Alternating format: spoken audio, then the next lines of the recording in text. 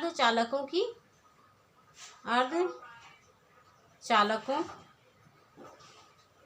अर्धचालकों का वर्गीकरण।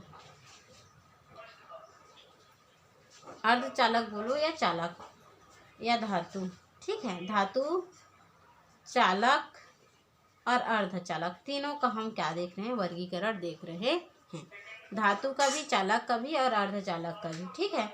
तो ये जो होते हैं इसमें हम चालकता और प्रतिरोधकता दो कंडीशन पर, धातु ये चालकता, ये धातु है ना तो वहाँ पर धारिता लगती है, तो चालक और धातु और उसका अर्ध कंडीशन, इन दोनों के आधार पर हम देखें तो हम जानते हैं पहले से विद्युत चालकता। हम पहले से क्या जानते हैं, तो विद्युत चालकता। विद्युत चालकता को किससे नोट करते हैं, तो सिग्मा से नोट करते हैं। और उसी प्रकार हम और पहले से क्या जानते हैं, प्रतिरोध के पार्ट से प्रतिरोधकता। प्रतिरोधकता को किससे शो करते हैं, तो रो से। और रो जो होती है, प्रतिरोधकता जो होती है, वो विद्युत चालकता का क्या होते हैं, व्युत्क्रम होते हैं, तो 1/सिग्मा हो जाता है, ठीक है। इसको जो क्या होते हैं, धातु, चालक और अर्धचालक होती है, उसको 3 भागों में वर्गीकृत किया गया है। कितने भागों में वर्गीकृत किया गया है, 3 भागों में। पहला जो है वो है चालक। चालक को क्या बोलते हैं, कंडक्टर। क्या बोलते हैं, कंडक्टर।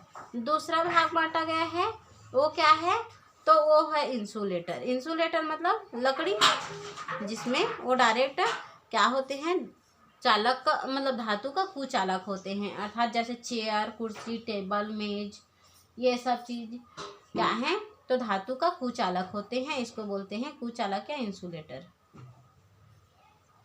ठीक। पहला कंडक्टर, कंडक्टर अर्थात चालक, कंडक्टर अर्थात चालक। तीसरा जो है हम लोग जानते हैं क्या, तो तीसरा हम ये जानते हैं कि अर्धचालक। क्या होते हैं, अर्धचालक। चालक को कितने भागों में बांटा गया है, 3 भागों में। एक होता है चालक, दूसरा कुचालक, तीसरा अर्धचालक। और अर्धचालक को बोलते हैं सेमीकंडक्टर। क्या बोलते हैं, सेमीकंडक्टर। क्लियर इतना। तो ये तीनों भाग में हम बांटे हैं। अब देखते हैं चालक क्या होती है, ठीक है। तो चालक क्या होती है, तो ये धातुओं में जो इलेक्ट्रॉन होते हैं उसकी संख्या सबसे अधिक बहता है। जैसे कभी भी जो धातु होंगे, धातु में इलेक्ट्रॉनों का प्रवाह सर्वाधिक होने देता है कौन, चालक, ठीक है। धातु में इलेक्ट्रॉनों का प्रवाह स्वतंत्रता पूर्वक होता है। इलेक्ट्रॉनों का प्रवाह स्वतंत्र रूप से अधिक मात्रा में होती है, अधिक मात्रा में होती है। क्लियर है ना। अब उसके बाद एक हो गया इसका कंडीशन, और दूसरा इसका कंडीशन क्या रहता है, दूसरा कंडीशन ये रहता है कि इसकी चालकता होती है। इसकी क्या होती है, चालकता होती है, जिसे सिग्मा से शो किया जाता है, ठीक है। और ये बहुत ही अधिक देता है। इसकी चालकता जो सिग्मा से नोट किया जाता है वो बहुत अधिक होता है, अर्थात कितना होता है, 10⁻2 से 10⁸ हो सकती है, या तो 10⁻2 और 10⁸ हो सकता है। 2 कंडीशन हो सकते हैं, ठीक है।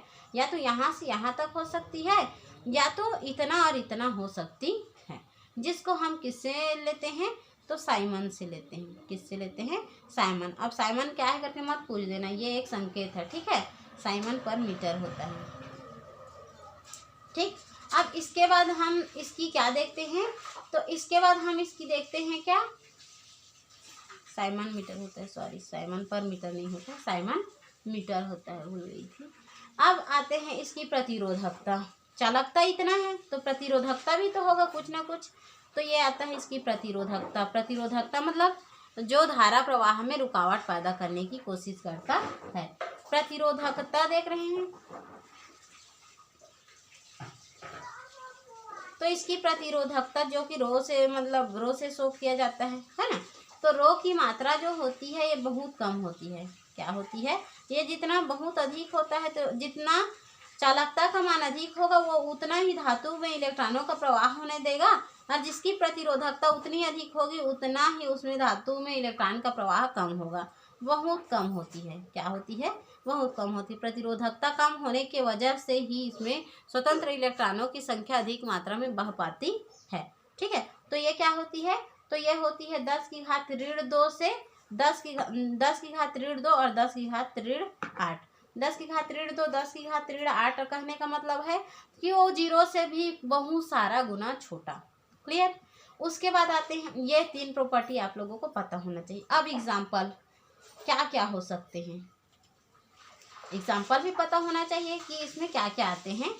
तो इसमें आते हैं सिल्वर, सिल्वर जो चांदी पैर में पहनते हैं, है ना, ब्रेसलेट, अंगूठी, जो सिल्वर मतलब चांदी का आता है। दूसरा आता है कॉपर, कॉपर है ना, जान रहे हो कॉपर क्या है? जो उसमें लगी हुई रहती है, चांदी की परत बोलते हैं, मिठाई विठाई में उसको सेफ रखने के लिए। और उसके बाद आते हैं क्या, तो और होता है ये, हाँ, जैसे ये सिल्वर, एल्यूमिनियम, एल्यूमिनियम अर्थात कांसे का बर्तन जो कांच का बना हुआ रहता है, वो जितना है वो एल्यूमिनियम, जैसे तांबे का तार हो गया। और आता है गोल्ड, इसमें इलेक्ट्रॉनों का प्रवाह बहुत ही ज़्यादा सुगमता पूर्वक होती है, बिकॉज इसकी प्रतिरोधकता कम और चालकता अधिक होती है। क्लियर इतना? अब आते हैं इंसुलेटर, कुचालक की बात। तो ये जस्ट इसका अपोजिट होगा, इसकी प्रतिरोधकता बहुत अधिक होगी। इसकी प्रतिरोधकता क्या होगी? प्रतिरोधकता अधिक होगी। प्रतिरोधकता क्या होगी? अधिक होगी। चालकता क्या होगी? कम होगी। चालकता क्या होगी? बहुत ही कम होगी। अर्थात उस कंडीशन में चालकता इसकी बहुत ही कम होगी, मतलब ये क्या होगा, 10⁻11 से घटकर वो डायरेक्ट क्या हो जाता है, 10⁻19 हो जाता है। और इसकी प्रतिरोधकता जो होती है वो बहुत अधिक होती है, तो 10⁻11 से 10⁻19 ओम पर मीटर हो जाता है। क्या हो जाता है? पर मीटर हो जाता है या ओम मीटर हो जाता है। क्लियर इतना? अब यहाँ पर जैसे एग्जाम्पल भी चाहिए, है ना, कि इसकी इतना, अब यहाँ ये जो है धातु में इलेक्ट्रॉनों का प्रवाह होने देता है, तो इलेक्ट्रॉनों का प्रवाह का अभाव होता है, मतलब नहीं बहने देता है, तभी तो उसमें चालक नहीं आती है।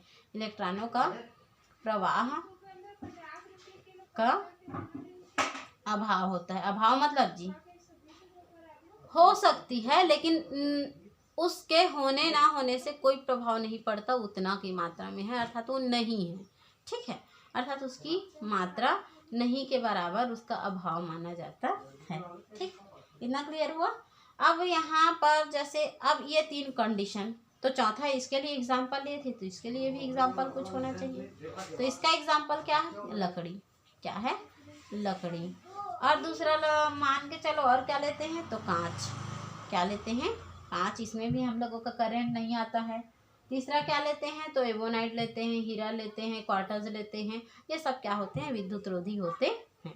तीसरा देखते हैं सेमीकंडक्टर। सेमीकंडक्टर क्या होते हैं, तो कभी ये चालक होते हैं, कभी ये कुचालक होते हैं, तब तो ये अर्धचालक होते हैं। तो इसका फर्स्ट प्रॉपर्टी सामान्य अवस्था में कुचालक होंगे। दूसरा, गर्म करने पर और अशुद्धि मिला पर चालक हो जाते हैं। तीसरा, इसमें कभी इलेक्ट्रॉनों का प्रवाह, मतलब इसकी जो प्रतिरोधकता और चालकता होती है वो इक्वल होती है। इक्वल होती है मतलब बराबर मात्रा में प्रतिरोधकता, बराबर मात्रा में चालकता होती है। जब चालकता और प्रतिरोधकता दोनों में से एक इंक्रीज होता है, दूसरा डिक्रीज होता है, एक डिक्रीज होता है तो दूसरा इंक्रीज हो जाता है। एक क्लियर हुआ इतना? अब यहाँ पर इसकी प्रतिरोधकता कितनी होती है उसको भी जान लो। तो इसकी प्रतिरोधकता 10⁻5 से 10⁻6 तक होती है। ठीक है, और जबकि इसकी चालकता 10⁻5 से 10⁻6 तक होती है। देखो इक्वल दिख रहा है ना? तो इसी प्रकार ये होते हैं, दोनों प्रकार के गुण रखते हैं, और इसको हम क्या कहते हैं, तो अर्धचालक कहते हैं। क्लियर? अब देखते हैं कि ये अर्धचालक है, उसको कितने भागों में बांटा गया है। ये तो 3 भाग में बांट दिए, चालक को कितने भाग में बांट दिए? 3 भाग में, एक कंडक्टर, इंसुलेटर और सेमीकंडक्टर। अब उसके बाद जो सेमीकंडक्टर होते हैं उसको कितने भागों में बांटे गए हैं उसके बारे में हम नेक्स्ट वीडियो में चर्चा कर रहे हैं। ठीक है ना?